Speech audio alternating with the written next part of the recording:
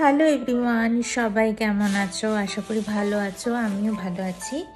তো আজকে একটা জিনিস তোমাদের সাথে শেয়ার করব। আমাদের ফ্ল্যাটের নিচেই একটা দোকান খুলেছে নতুন, কি নাম দেখলাম, অ্যাডাম মার্কেট বলে। আগের দিনকে আমার বর দেখে এসেছিল অফিস থেকে ফেরার পথে। ভীষণ ফ্রেশ সব কিছু, মানে এত ফ্রেশ না আমরা এখানে অ্যাজডাতেও পাই না। প্লাস ইসলামিক স্টল আছে, সেখানেও পাই না, মানে একটু নোংরা টোংরা থাকেই আর কি।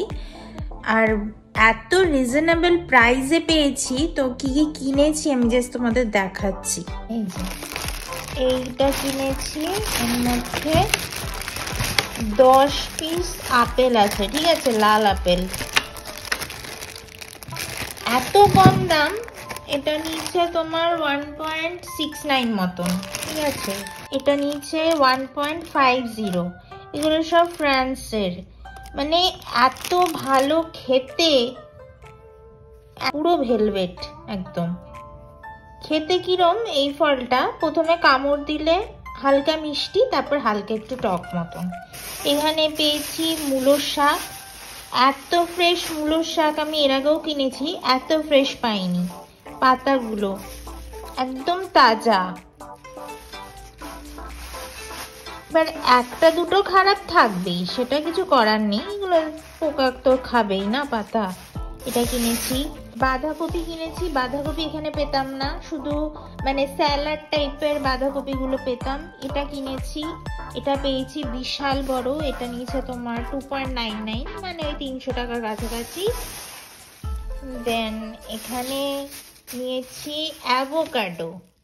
জানি না ইন্ডিয়াতে কত দাম, কিনে কখনোই খাইনি অ্যাভোকাডো। এখানে 100 টাকায় 4টে এই সাইজের অ্যাভোকাডো পেয়েছি, মানে জাস্ট ভাবো তোমরা যে কত কম দাম। এরকমও আছে, এগুলো পাকা, আর যেগুলো কাঁচা সবুজ ওগুলো হচ্ছে কাঁচা একদম। তারপরে নিয়েছি এখানে প্লাম নিয়েছি, প্লামের ভ্যারাইটি দেখাচ্ছি।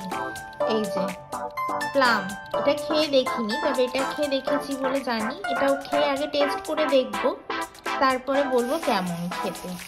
এই একটা কালার,